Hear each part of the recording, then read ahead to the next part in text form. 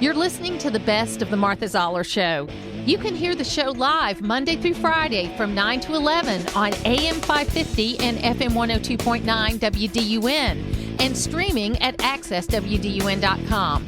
You can find all things Martha Zoller at marthazoller.com.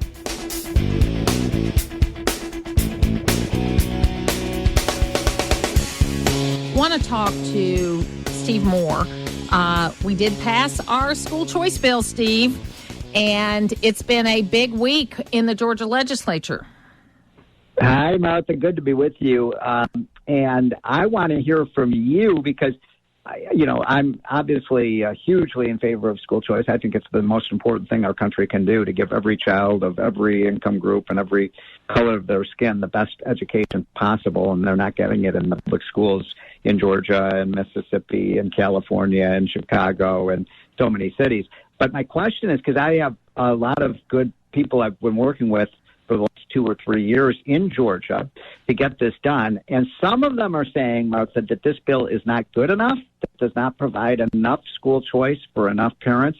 So I want to get it from you, because you're living there right in the state, what you think about this bill. Should we be strongly supporting it? Is it a step in the right direction? It certainly is a step in the right direction. It is a step in the right direction, okay. And it did what it needed to do to get the additional votes that we needed to have. And what it does is it focuses more on the top bottom 25%, the low performing schools. Yeah. And it doesn't take the money from the QBE, which is the individual funding of students by the state. Right. It provides a separate appropriation. And the money actually will go into an account that the parents can draw down from, so that we can make sure that the money gets used the right way. And I think it's a step in the right direction. Is it full school choice? No, it's not. But we got it. But it also has a 10-year sunset to where we can take this back up and really walk before we run. I think is the right. I'm fine with it. Yeah. So I'm not quite as enthusiastic as you are, but that's okay. But I agree. I agree with you though that it is a right step. I mean, you and I agree on that for sure. Getting our foot in the door and establishing this idea that the dollars should start to follow the kids, not the education establishment, is an important precedent. I just wish we'd, why not half the, anybody beneath the median income should be eligible for this program, in my opinion. And it's going to provide, students of all colors and all incomes a better choice. Well, Martha, I have 5. But in the bottom 25%, it's up to 400% of the poverty level. And also, we already have charter systems within the public schools. So there are lots of school systems that already offer choice within the public schools. It's not outside of the public schools. So that's why I think it's a step in the right direction. Yeah. All right. Well, you make a strong case. I'll just tell you, we're no. Well, you hate disagreeing. You hate disagreeing with me anyway, Steve. I wanted your honest opinion on that because I don't live in Georgia, but I've been around the country. I was in Alabama 2 weeks ago. We're in Montgomery. We got school choice, a bigger bill than you got in Georgia. Texas, it looks like we're going to get, 3 million kids will now have eligibility for, better education opportunities. Florida's obviously one of the leaders. So, I think this is the most important movement in America today, folks. I mean, I agree. We cannot continue another generation of kids to not get, when we've got kids who are graduating from high school and can't even, basically read the degree. Well, that's a problem. Here's an interesting thing, and this is something I'm working on because, I'm on the State Board of Education, and they put me on there even though they knew I was pro-school choice. But one of the things we're dealing with is obviously Georgia is growing very fast, and it needs an educated workforce.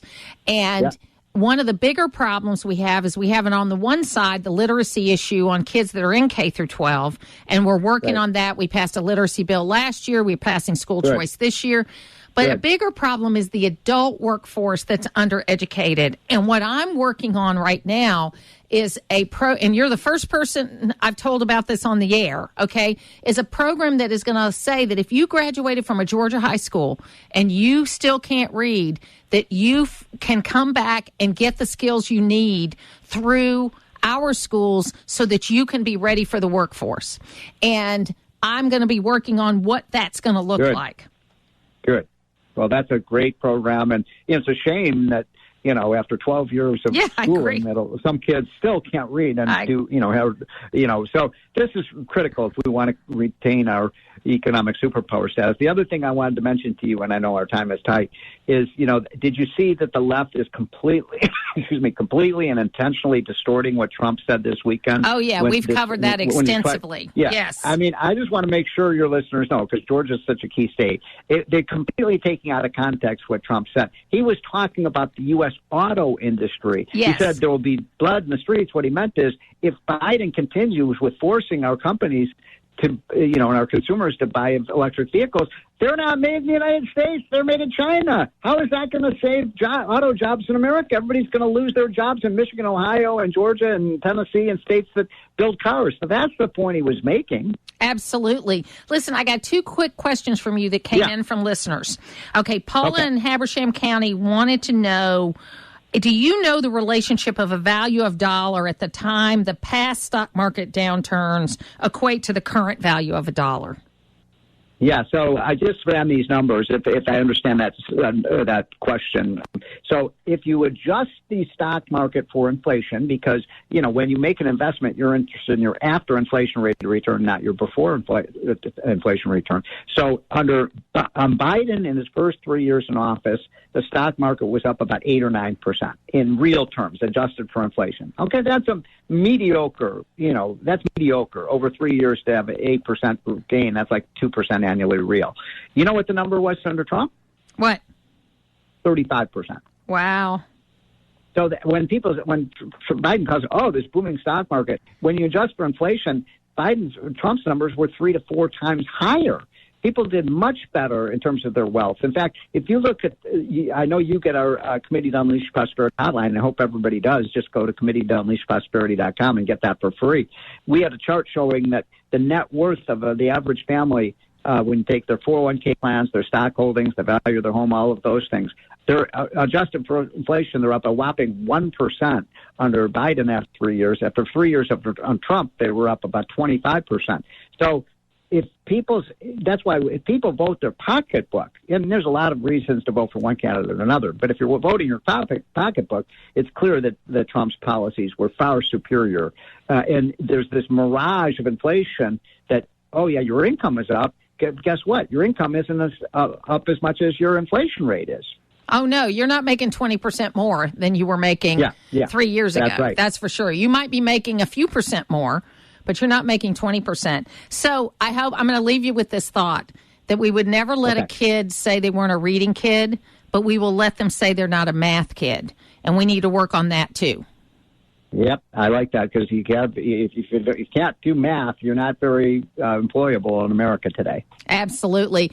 Steve Moore, I always love you being with us. It's where North Georgia comes to talk. It's the Martha Zoller Show on AM 550 and FM 102.9 WDUN.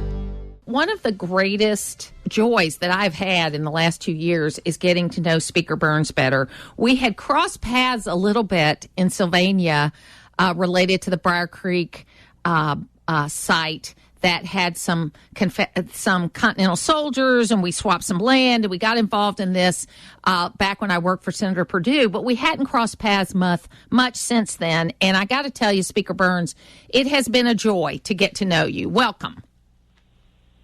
Thanks, Martha.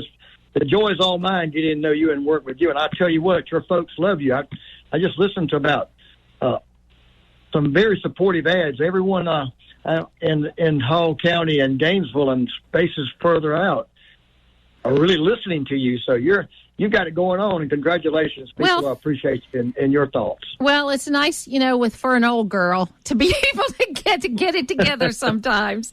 Listen, wanted to just talk a little bit about the school choice bill and where it is, because I know it's passed on the House, and then there's some kind of like perfunctory work that's got to be done and pass on the Senate side, even though it passed last year. And then just your thoughts in general about it.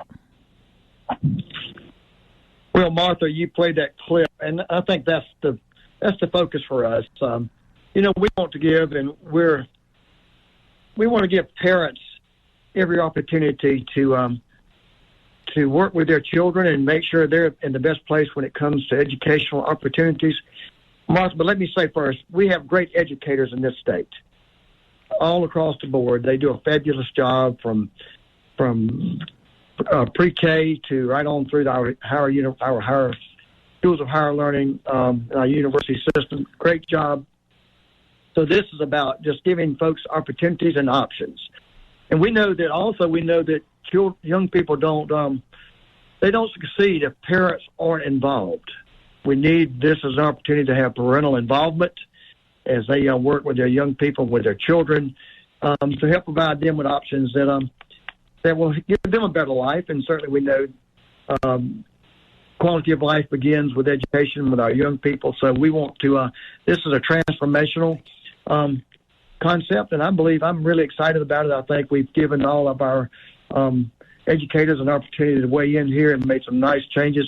And I think the Senate will work with us very closely on this. I think we've had lots of conversations with the senators and the support we've gotten from the lieutenant governor and the governor on the changes we've made. I believe we're in a good place, and we certainly, the Senate will confirm what we've done and pass the bill on out and send it to the governor's desk. So one question we got from listeners related to QBE funding and how it might be affected. And the two questions I got was, one, people didn't know what QBE was. And second, how will it affect, if at all, funding of the QBE formula?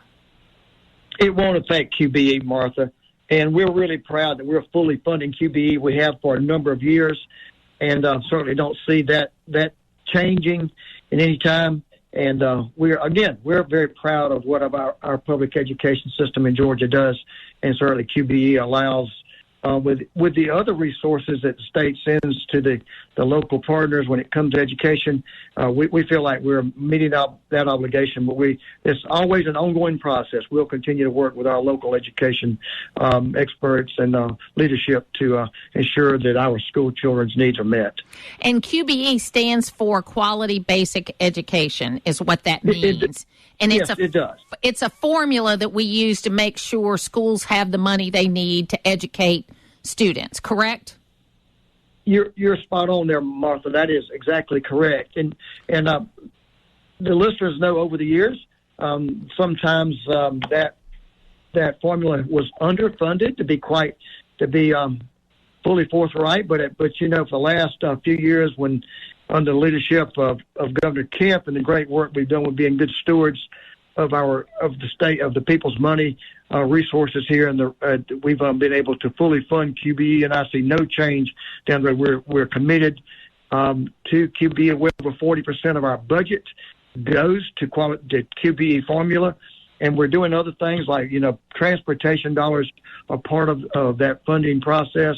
So there's great support for our public schools and our public educators and our young people in this state. And that's not something we're going to back up on. We're going to continue to do that. And this school choice legislation will not impact that one iota. Speaker Burns, it's a pleasure to speak with you this morning. This is Zach Loggins. Hey, Zach. Just want to commend you on helping to push this through. You mentioned the opportunities and options, and I think that's fantastic for the parents of Georgia to have that opportunity to make that choice for their children. Starting out with a great education or having the opportunity to have teachers that pour into them and parents that pour into them and communities that support them is obviously an important start for those kids. And I'm very appreciative of all that. Well, and I think, too, the biggest question also, and then we want to talk about the DEA oversight, is how is the money going to be managed, the $6,400? It's not a direct payment to parents, correct? It goes into a fund that the parents can draw down. That's correct, Martha. You've read the bill and you've listened to it. That's exactly I've tried. I've really tried, Speaker Burns. Well, you're good at following and certainly encouraging good legislation here. You have in your career, and certainly that's no change. And I know your listeners are well informed as well. Well, and as you know, I'm the 9th District Representative on the State Board of Education, and the governor appointed me even though he knew I was in favor of school choice. And it's a tightrope that we walk, right? Because we want to make sure public schools are great. And I think we do have great public schools. We offer many charter systems within the public schools. But I look at this and have always looked at this bill as a step in the right direction, and that competition is good for schools. It's not bad. Well, I think in our free enterprise system, competition is good, Martha, and that also applies to our schools. Look, the Georgia House has always been very supportive of public education, and I said a while ago, that will not change. We've always been good stewards and jealously guarded public education, and I see no different here. But we are, as you just said, and it was good seeing you last week, by the way. I didn't say that to you. But we know here there is a balancing act we have to do to ensure that we protect public education from pre-K through kindergarten. And I believe we struck that balance. We put a limit on how much can be appropriated and into the school choice program. And I think we've done the right thing. We've worked closely with those who had concerns, and I believe I put in a sunset on the proposition on the bill, and certainly, but also protecting those who would be into going to another school if they fit the criteria to change to another school. We will not, if you will, pull the rug out from under them. We'll grandfather them in until their career is finished and by the 12th grade. So I believe we've used some good common sense logic here that protects our public schools, protects public educators and leadership in the public system, and protects our public school young people. And certainly, but give options to allow these young people and their parents to have just what I said, an option to when it comes to their education. So can you give us an update also on the District Attorney Oversight Committee and how that's working? Yeah, we're very proud of what we've done with oversight, Martha. We all know that that certainly public safety is an effort, a team effort, if you will, with our public safety officers that are out there enforcing the law. And then when they bring in these violators or to the and they come into the judicial system, that we expect and we deserve, the public deserves for the district attorneys in this state to do their jobs, and that's be a part of the process to keep the public safe when these criminals are apprehended, and not release them back out on the street, threatening the public again, and certainly creating a very dangerous situation for our police officers, our public safety officers. It's moving through the process. We know that we have it in the right place there, and we've listened to the highest court in Georgia, and we believe the issues their issues have been satisfied, and I just look forward for the commission to get in place and go to work, and certainly create this oversight over all of the DAs in Georgia, but especially those that are not following what they were elected to do. Martha, the DAs in this state are elected by the people to do the job. But for me, more than that, they are entrusted to do that job. And that's just exactly what we expect them to do. And the public in this state, the citizens of this state, expect no more, no less, but they haven't given that, they have trusted all of us in public service to do our jobs. And that's what we want the DAs to do, just follow the law and do as they're assigned.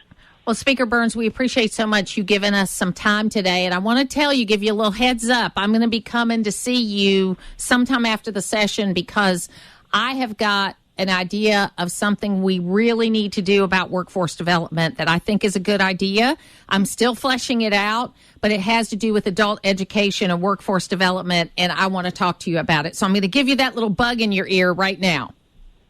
Martha, that would be great. I'm always open to great new ideas that can benefit our state, and certainly we can ride around the area that I call home, and we can see lots of needs for workforce in that area. But Martha, I'm sitting here in my office and I'm looking at the Battle of Briar Creek, one gallant stand that occurred on March the 3rd, 1779, that you alluded to, on Tuckahoe WMA.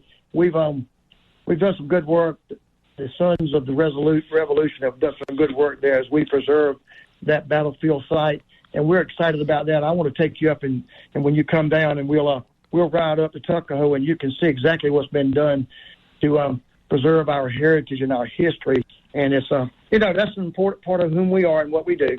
Absolutely. We look out for the future, but we also remember the gallantry of our citizens that got us to this place, and we're appreciative of that. Thank you for having me today, Martha. Putting the talk in news talk.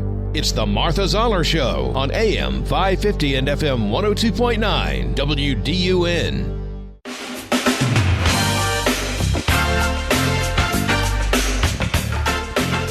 Are you fighting for freedom? Is your generation going to be the generation that's fighting for freedom? Now, I get calls on my radio show all the time, and usually it's from folks that are in retirement years, and they're talking about all these Gen Zers. Well, I love your generation. I think your generation is an awesome generation. It is the Martha Zoller Show, and joining me right now is Todd Starnes, and his new book is called Twilight's Last Gleaming. And I appreciate you being with us, Todd. How are you? Well, thanks, Martha. Yeah, I thought, wait a second, is that my voice? Am I having a medical episode here? Yeah, that's what it feels like, right? Oh, my goodness. Well, it's great to be with you today. And, wow, thank you for having me on the show. Well, I tell you what, I loved what you had to say because there's a lot of data showing that, we like to blame young people for everything, right? But this younger generation, like we see on the news, the 18 to 24-year-olds that are on the fringe. But what we're seeing, what I'm seeing in the data is that it's kind of this return to more conservative values. They're more religious. They're getting back to church, that we're seeing some hope among young people. Yes, I was in Santa Barbara last week speaking at the Young America's Foundation National Teen Conservative Conference, and I was really encouraged to see the students there and the numbers, and especially from California schools who were there to learn about what it means to be a conservative, to learn about our founding documents, our founding fathers, and, of course, to visit the historic Reagan Ranch there in Santa Barbara. So your book, Twilight's Last Gleaming, Can America Be Saved? Can America be saved? Yes, it can, but I had to write 75,000 words, Martha, so I decided to expand on what I meant by that. Yes, America can be saved, but the question is, are we willing to do the work that needs to be done to save America? And I remembered a speech many years ago that Reagan delivered, and he made a point that our national anthem starts with a declaration, and does not start with a declaration, but it actually starts with a question. Do you still see the flag flying? And that's a question that every age, every generation must answer. Freedom is not passed along in the bloodstream, as Reagan said in another speech, that every generation has to fight for freedom. And that's the question that I pose in the book. Are we doing that? Are we fighting for freedom? And I certainly think that Generation Z is doing that.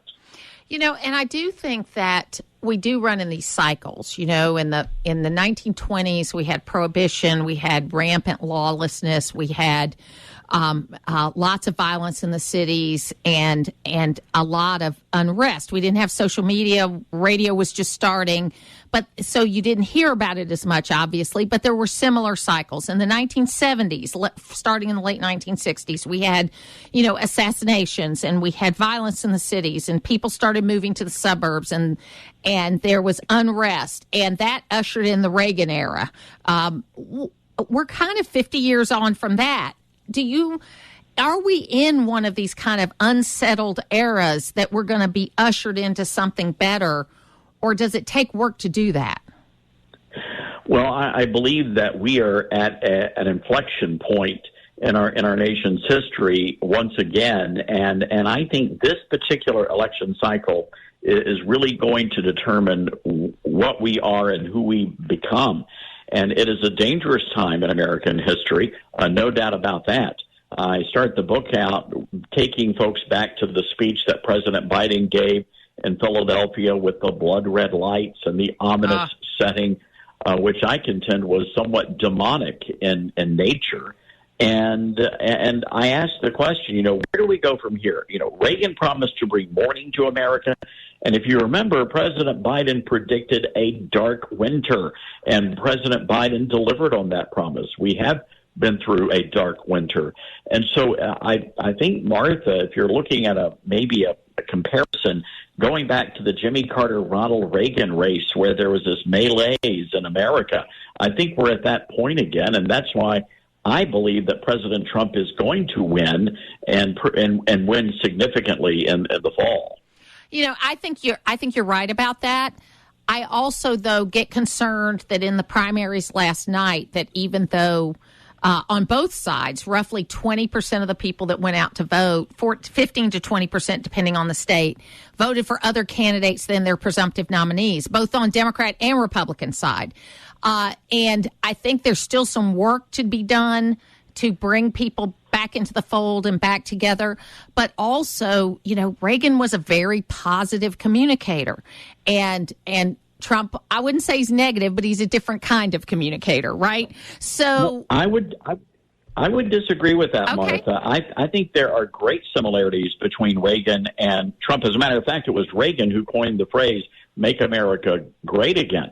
But when you go back and look at how Reagan became president, I mean, the establishment Republican hated that man. They wanted to destroy Ronald Reagan. There were brutal fights along the way. But Ronald Reagan, you know, persevered, and certainly he is more winsome, I would say, than maybe President Trump is. But I think a lot of that comes from his raising in the Midwest and from his Hollywood acting skills. President Trump came from Queens, New York, so it's even if you're on the wealthy side of Queens, it's still Queens.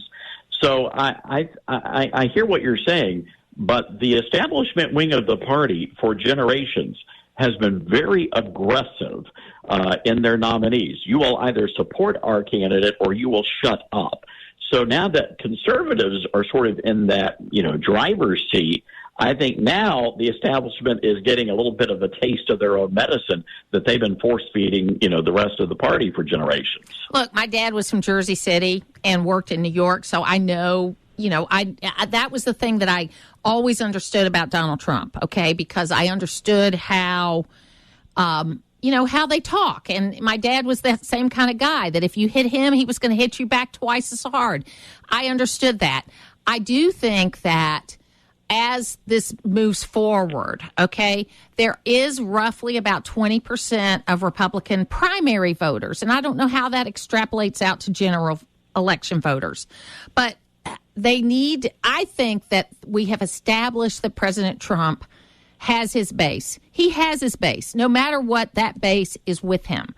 I think the question is now, what do they do now with new, very needed new leadership in the Republican Party? What do they do to bring people to us rather than pushing away? I don't know. I mean, you know, President Trump is going to be President Trump. I will say that I think it's really incumbent upon those whatever the 20%, whoever those people are. I think they have to, you know, I'm not sure what the clinical definition is, but they've got to suck it up. You know, we had to do that with John McCain, had to do that with Mitt Romney. Look, I had to do that. I was a Rick Perry fan back in the day, a big supporter. So I think that we all have to come to terms with the fact that we may not get what we want, but if we stay home on Election Day, we're going to get what we don't need in this country. No, absolutely, because there's more at stake here. It's the best opportunity to win back the Senate that we're going to have in several cycles.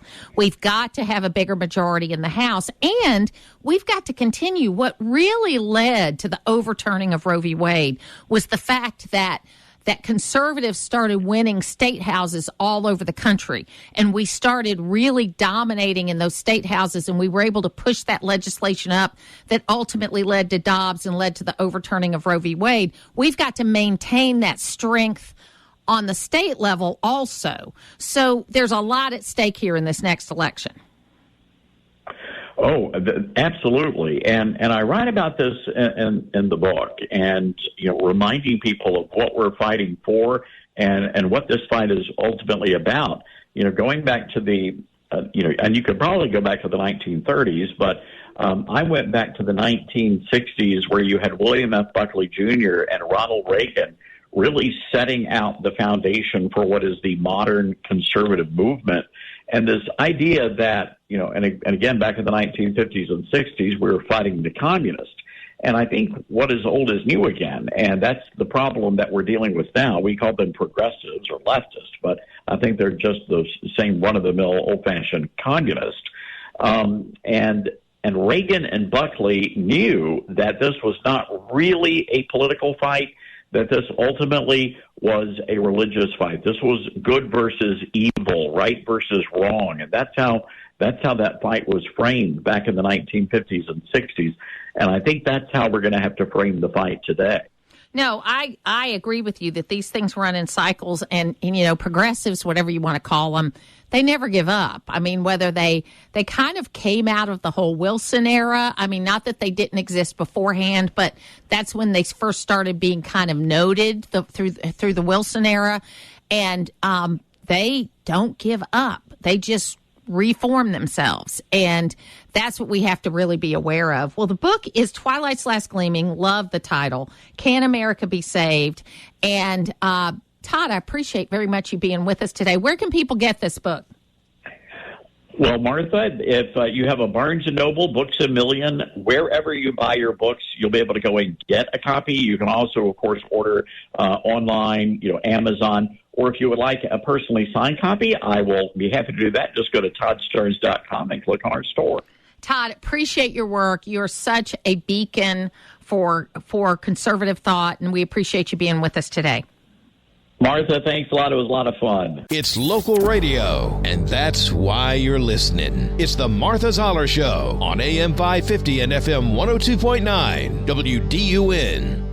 It is the Martha Zoller Show, and we are here with Representative Andrew Clyde. And of course, we saw yesterday at the border in Texas, and he was talking about Senate Bill 4, which was the Texas bill that is going back and forth between the Supreme Court and the Court of Appeals.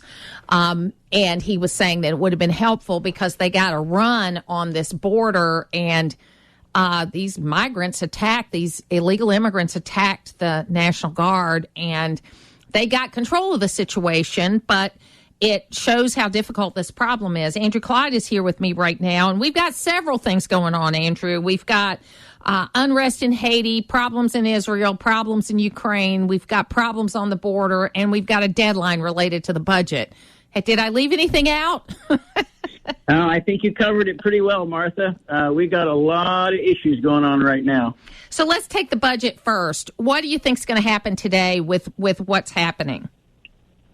Well, I will tell you that it is my hope that we do not pass this half omnibus.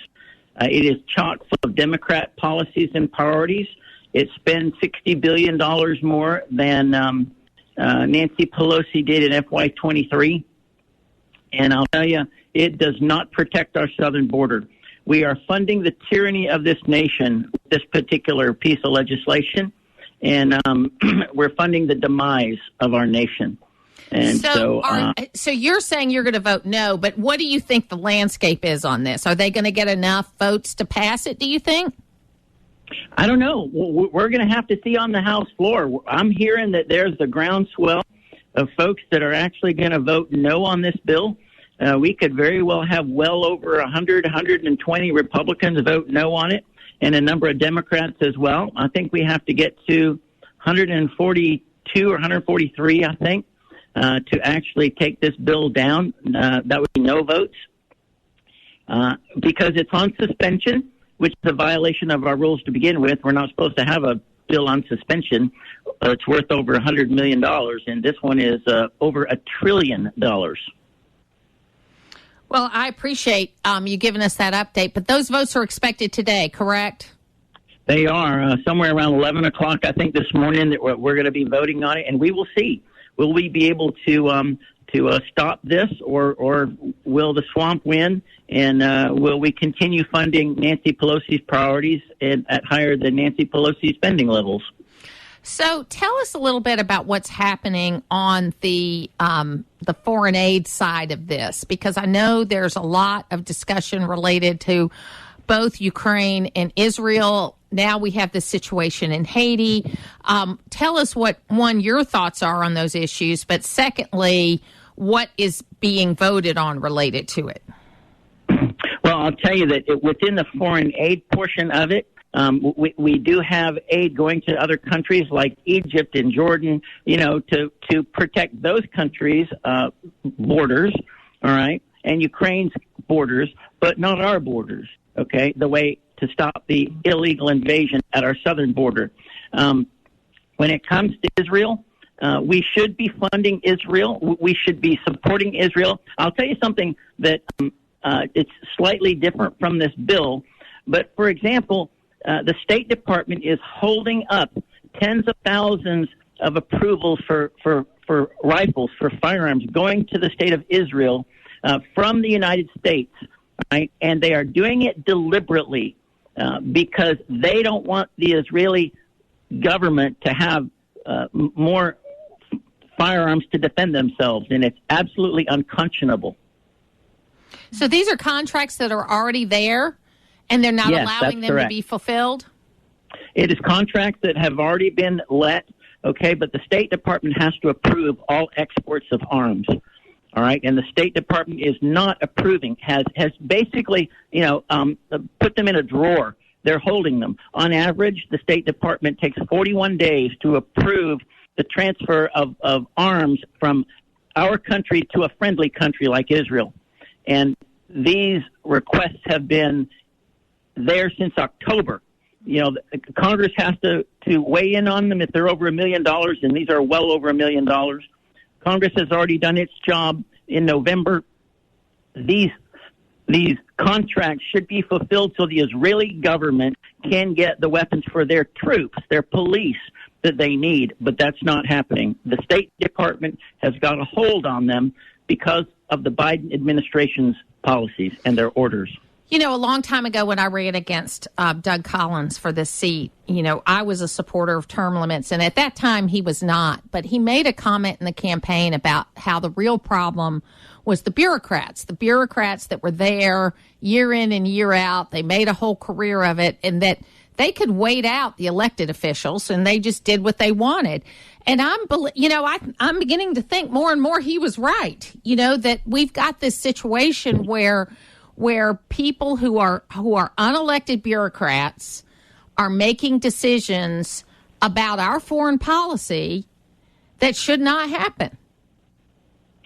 Martha, you are 100% correct. I'll give you a great example.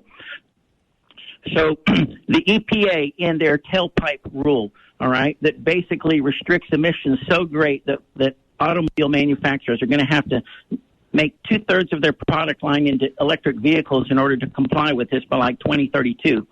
Right? That rule was made by an unelected bureaucrat, okay, published in the Federal Register. What it takes to stop that rule is an entire vote by the House of Representatives, a vote by the Senate, and the president has to sign that bill in order for that unelected bureaucrat's decision to be overturned. It's insane. That's a great example right there. Well, and I tell you what, and I'm going to leave you with this, Andrew, because I know you got a lot of work to do. But, and I know that we're not there yet for what I'm about to say. But I don't know if you ever got a chance when Senator Isaacson was alive to take a look at his biennial budget bill. And what he did was he kind of modeled it after what Texas does, where they do a budget for 2 years. And in the off years, they do oversight, where they go through the budgets line by line and they look for things like you're talking about. They look for things that overlap. They look for programs that have been done for 25 years, but they're still getting funded every year. So I know that people are throwing things in their cars right now because they can't even get a budget done for 1 year. But we've got to figure out a new way of doing things because the way we're doing it is not working.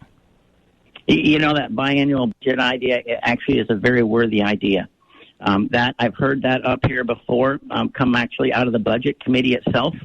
And that's something that is absolutely worth investigating to see if we can do that where we don't spend as much time to do a 2-year budget. And then we can spend more time on oversight, ensuring that the budget that we passed is actually being executed as we voted on it to be executed. That is a very important thing. Thank you so much. Andrew Clyde, good luck to you. We'll follow up with you next week after these votes are taken, okay? Thanks, Martha. To hear the full versions of last week's Martha Zoller shows, go to the podcast page at accesswdun.com, and you can follow me on social media at Martha Zoller.